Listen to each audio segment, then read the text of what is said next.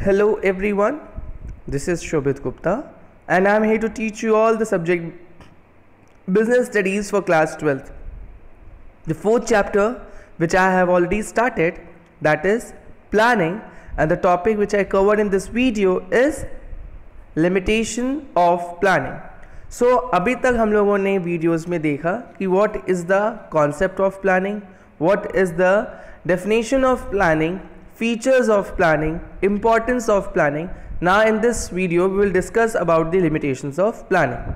As you all know, limitations of planning दो तरीके के हैं. पहला है एक internal limitation और दूसरा है external limitations. Internal limitations में पहला आता है planning leads to rigidity. Second आता है plannings may not work in a dynamic environment. Third, planning reduces creativity.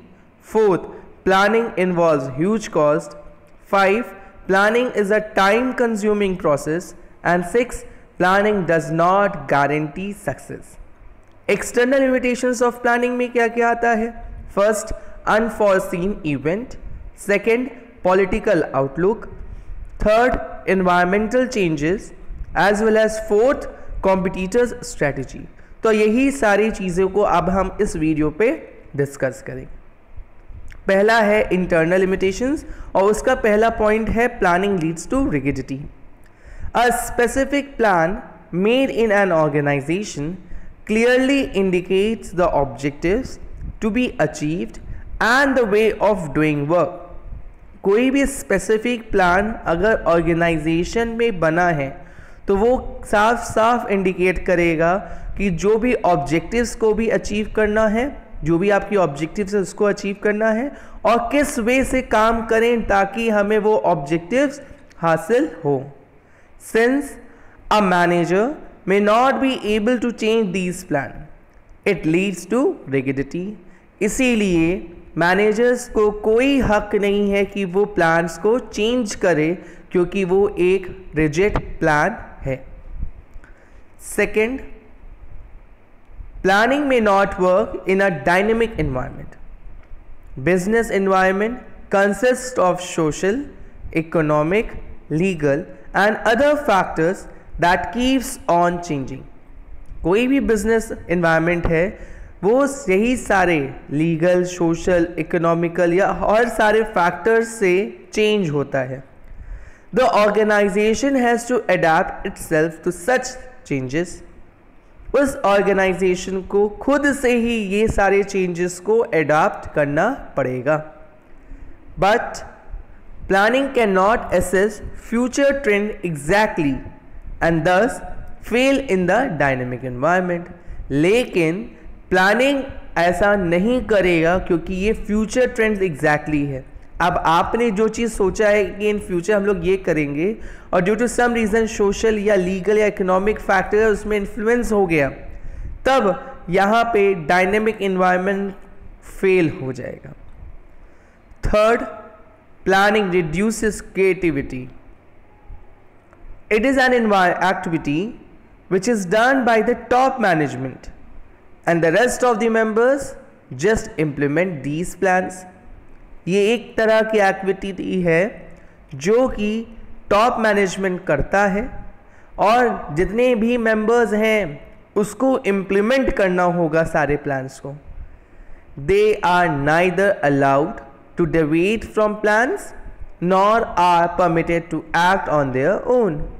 ना ही उनको अलाउड है कि वो चेंजेस कर सके अपने प्लान्स में और ना ही परमिशन दिया है कि वो अपने से कुछ भी add on कर सकते हैं.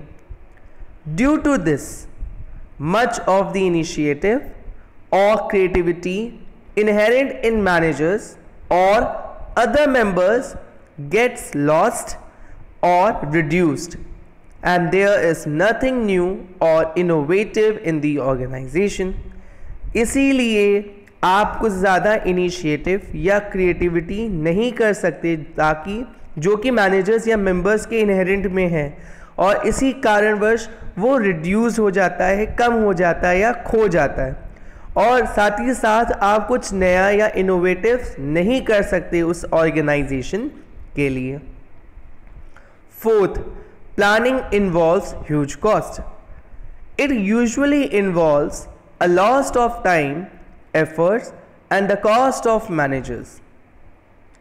यूजुअली ये देखा गया है कि प्लानिंग में समय ज़्यादा लगता है, एफर्ट ज़्यादा लगता है और जो मैनेजर की कॉस्ट होती है वो भी ज़्यादा होता है. Collection of data, board room meetings, investigations and discussion with expert involves a lot of expenditure of the organization.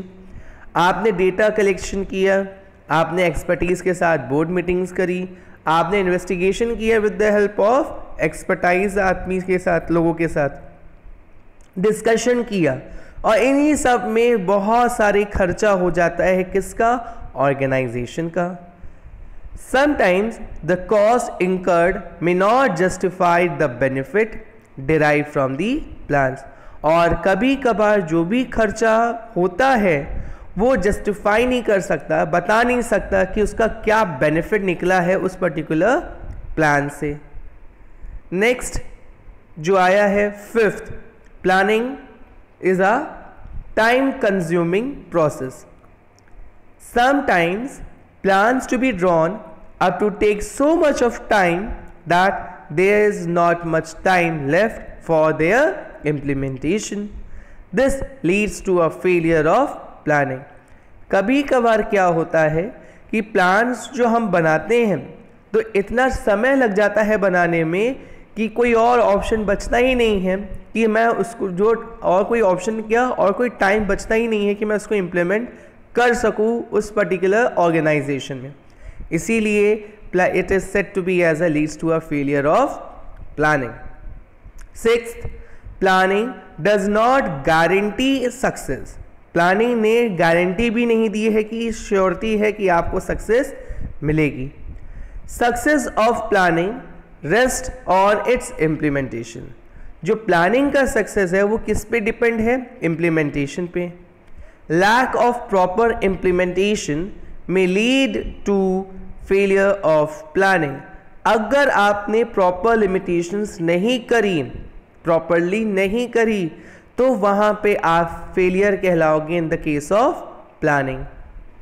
If a plan has worked earlier, अगर प्लान वर्क पहले से हो गया है, it may not work again, फिर वो दोबारा होगा ही नहीं. क्यों नहीं होगा? क्योंकि वहां पे कौन चेंजेस का गेम खेल देता है? Due to changes in the external environment. So this now we have discussed about the internal limitations of planning. अब हम लोग डिस्कस करेंगे external limitations of planning. Internal limitations of planning में पहला था planning leads to rigidity. Second था planning may not work in a dynamic environment. Third, planning reduces creativity. Fourth, planning involves huge costs. Fifth, planning is a time consuming process. And the sixth is planning does not guarantee success. Next जो topic आया है वो आया है external limitations of planning. पहला है unforeseen events. Natural calamities like floods, earthquake, etc. are beyond the control of managers that cause failure of plans. कोई अचानक से कोई भी नेचुरल कैलेमिटीज़ आ गई, कोई नेचुरल विपदा आ गई जैसे कि फ्लड, अर्थक्वेक, जो कि मैनेजर के हाथ में नहीं रहेगा कि उसको वो कंट्रोल कर सके, इसीलिए that cause the failure of plans. Next, political outlook. Political outlook ने क्या कहा? Political outlook towards industries and their interventions also affects the companies plan. जब पॉलिटिकल आउटलुक मीन्स पॉलिटिकल का इम्पैक्ट पड़ जाता है इंडस्ट्रीज़ पे या उसके इन्वेंशंस में, तो भी आपके कंपनीज के प्लान्स में इफेक्ट डाल देता है. Third, environmental changes. Changes in social, economic, legal and technological environment में अफेक्ट फोरकास्टिंग एंड प्लानिंग. यही सारे चीज़ों में जो भी डायमेंशन ऑफ बिजनेस एनवायरनमेंट है, अगर इन सब में भी कोई चेंजेस हुआ तो वो क्या इफेक्ट करेगा? Forecasting as well as the planning को इफेक्ट करेगा. Competitors' strategy.